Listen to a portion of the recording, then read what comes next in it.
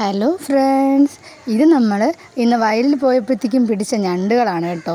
കുറേ കിട്ടിയിട്ടുണ്ട്. വീഡിയോയിൽ ഫുള്ളായിട്ട് കാണിക്കുന്നുണ്ട് എങ്ങനെയാണ് ഞങ്ങൾ വയലിൽ നിന്നും ഞണ്ട് പിടിച്ചതെന്നൊക്കെ നിങ്ങൾക്കിത് ഡീറ്റെയിൽ ആയിട്ട് കാണാൻ പറ്റും കേട്ടോ. ഞങ്ങളാണെങ്കിൽ ഇതുപോലെ ഈ വാഴ കൃഷി ചെയ്യുന്ന സ്ഥലത്ത് പോയിട്ടാണ് ഇങ്ങനെ പിടിച്ചത് കേട്ടോ. വാഴയും മരച്ചീനിയൊക്കെ നട്ടിരിക്കുന്ന വിളയിൽ ഇടയിലിടയിൽ ഇതുപോലെ ചാലുകളുണ്ട് കേട്ടോ, കുഞ്ഞു കുഞ്ഞു ചാലുകൾ. ആ ചാലുകളിലാണ് ഈ ഞണ്ടുകളുടെ വാഴയുണ്ടല്ലോ, ഇതുപോലെ വാഴകൾ ഇട്ടിട്ടുണ്ട്. ആ വാഴയ്ക്കുള്ളിലാണ് ഈ ഞണ്ടുകൾ കയറിയിരിക്കുന്നത്. അതിന് ഞങ്ങളിതാ ചേട്ടൻ പിന്നെ ഇതുപോലെ പിടിച്ച് ശീലമുള്ളതുകൊണ്ട് പിടിക്കാൻ പറ്റും. അല്ലാതെ നമ്മൾ പിടിച്ചു കഴിഞ്ഞാൽ ഞണ്ടുകൾ നമ്മുടെ കയ്യിൽ കടിക്കാൻ സാധ്യതയുണ്ട്.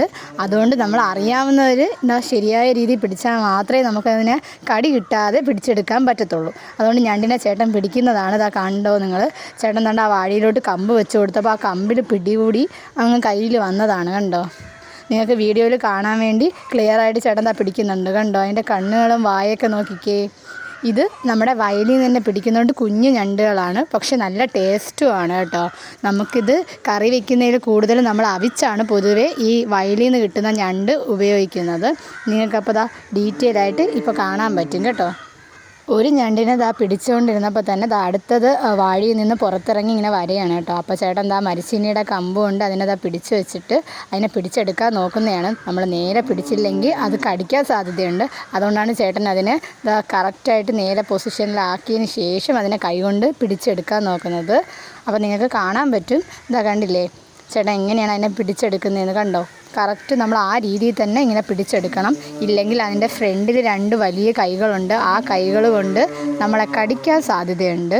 അപ്പോൾ അതുകൊണ്ടാണ് ആ രീതിയിൽ വെച്ച് കൈകൊണ്ട് ഇങ്ങനെ പിടിച്ചെടുക്കുന്നത്. കണ്ടോ, എന്ത് ഭംഗിയാണ് അതിനെ കാണാൻ. കൊള്ളാമല്ലേ? അതെന്താ ഒരു ചാക്കിൻ്റെ മുകളിൽ വെച്ച് നിങ്ങൾക്ക് വേണ്ടി കാണിച്ചു തരുന്നുണ്ട്. കണ്ടോ, അടുത്തതായി വീണ്ടും അടുത്ത ഞണ്ടിനെ പിടിക്കാൻ വേണ്ടി അതിൻ്റെ വാഴയിൽ പോയി ഇതുപോലെ ഈ കമ്പ് കൊണ്ട് അതിൻ്റെ വാഴയിൽ ഇതുപോലെ കുത്തി നമ്മളതിനെ ഒന്ന് ഇറിറ്റേറ്റ് ചെയ്ത് വിടണം. അതിനെ ശല്യപ്പെടുത്തി വിട്ടാൽ മാത്രമേ നമ്മൾക്ക് ആ വാഴയിൽ നിന്ന് അത് പുറത്തോട്ട് വരത്തുള്ളൂ. അപ്പം അങ്ങനെ വന്നാലേ നമുക്ക് അതിൻ്റെ നേരെയായ ശരിയായ രീതിയിൽ അതിനെ പിടിച്ചെടുക്കാൻ പറ്റത്തുള്ളൂ.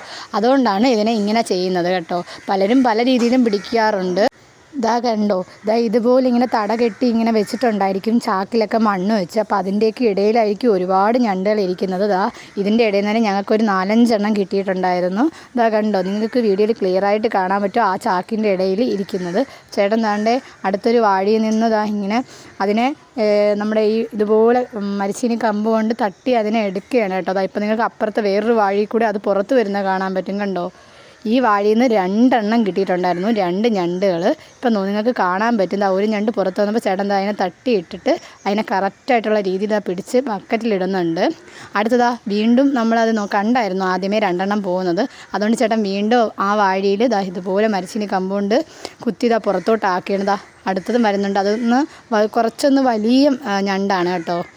അതും ചേട്ടൻ ശരിയായ രീതിയിൽ പിടിച്ചെടുക്കുന്നുണ്ട്.